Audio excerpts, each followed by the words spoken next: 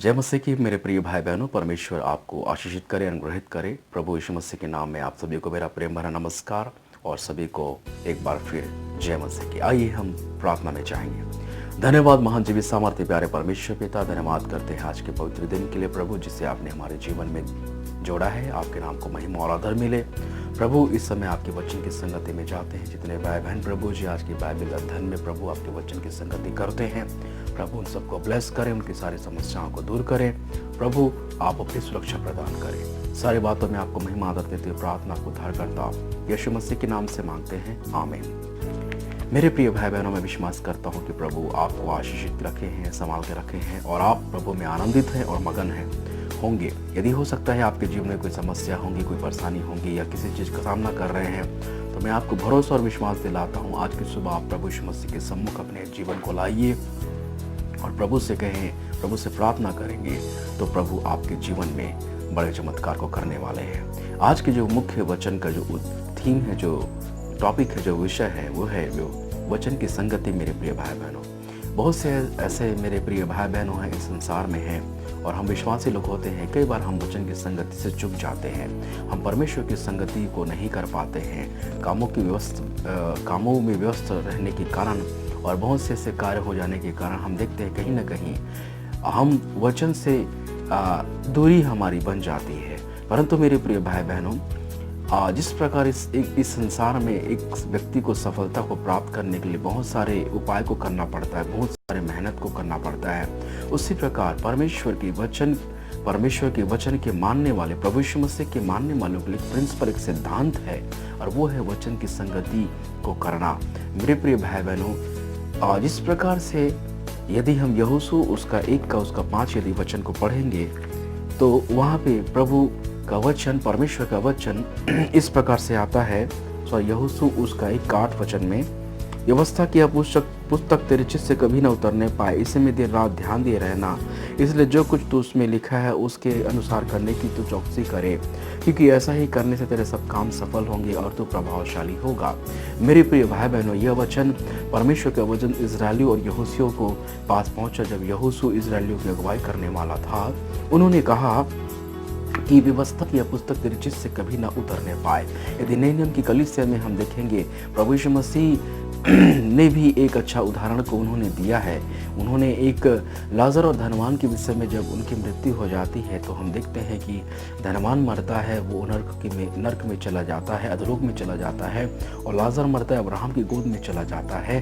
तब वो उस जगह से वो जो धनवान रहता है वो कहता है कि हे प्रभु, हे परमेश्वर, तू लाजर को मेरे घर में भेज दे ताकि मेरे और भी भाई हैं, बंधु है, वो नरक अधोलोक में आने से बच सके। तब परमेश्वर कहते हैं कि उनके पास मूसा की व्यवस्था तो दी गई है, उनको पढ़ें, है ना। परमेश्वर वचन की महत्व को हमें समझाना चाहते हैं। मेरे प्रिय भाई बहनों, वचन हमारे जीवन में एक दर्पण के समान होता है जो हमारे अस्तित्व को हमको दिखाने का कार्य करता है।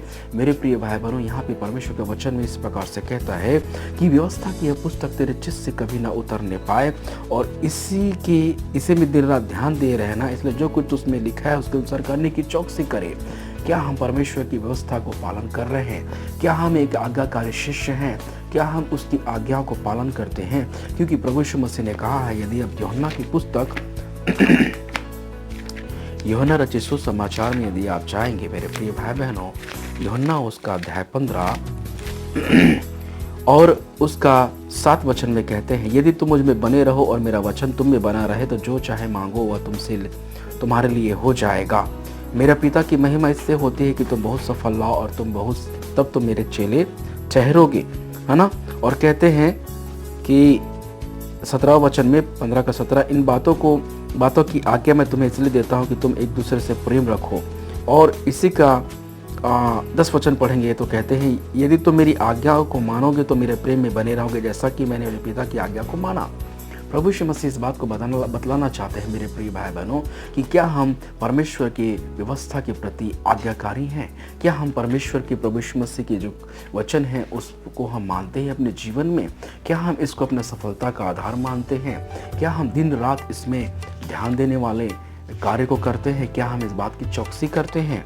मेरे प्रिय भाई बहनों, मत्ती रचित सुसमाचार उसका अध्याय 4 का 4 में जब शैतान यीशु मसीह की परीक्षा ले रहे थे, तब देखेंगे 4 का मत्ती उसका 4 का 3 में कहते, तब परखने वाले ने पास आकर उससे कहा, यदि तो परमेश्वर का पुत्र है तो कह दे ये पत्थर रोटियां बन जाएं।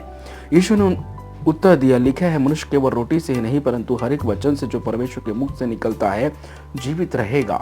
मेरे प्रिय भाई बहनों, वचन की सामत इस प्रकार से है कि मनुष्य एक समय ऐसे भी आने वाला है कि यदि उसको रोटी ना मिले परंतु परमेश्वर के वचन उसके पास है, वो जीवित रहेगा। और आप और मैं देख रहे हैं कि दिन बहुत बुरे हो रहे हैं, दिन ब दिन नए नए चीज़ों का ये संसार आज अनुभव कर रहा है। महामारी आ रहा है, अकाल भी पड़ेंगी, कुछ समय ऐसा भी होगा, हो सकता है हमें भोजन ना मिले, परंतु यदि हमारे पास आत्मिक भोजन है मेरे प्रियो, तो वचन में साफ साफ कह दिया गया है, मनुष्य केवल रोटी से नहीं परंतु परमेश्वर के मुख से निकलता है उस वचन से जीवित रहेगा। यदि हम इस ग्रामेटिकल इस बात में जाएंगे तो ये फ्यूचर काल, भविष्य काल में ये बातें हैं मेरे प्रिय भाई बहनों।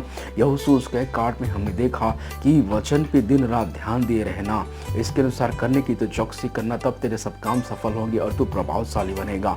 मेरे प्रिय भाई बहनों, क्या आज अपने जीवन में आप असफल हैं? क्या अपने जीवन में निराश हैं? क्या आपको समस्या घेर के रखा हुआ है? क्या आप अपने जीवन में परमेश्वर के काम को नहीं देख पा रहे हैं? यदि नहीं देख पा रहे हैं तो मैं आपको उनको उत्साहित करना चाहता हूं, आप परमेश्वर की तरफ फिर जाइए, प्रभु से प्रार्थना करिए। वचन में लिखा है मत्ती उसका 7 का 7 में, मांगो तो तुम्हें दिया जाएगा, ढूंढो तो तुम पाओगे, खटखटाओ तो तुमको तुम्हारे लिए खोला जाएगा।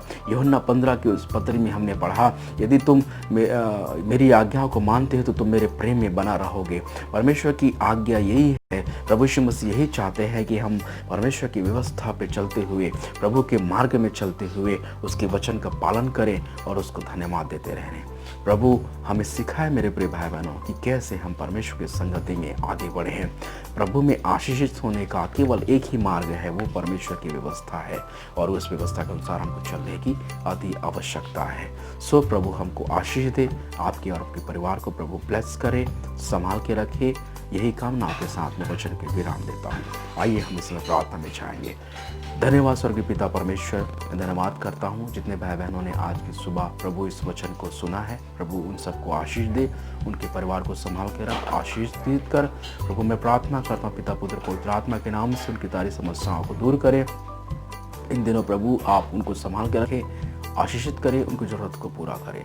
प्रभु धन्यवाद कि आपने वचन को सुना है, सुनने में मदद किया, उनको भी ब्लेस करें।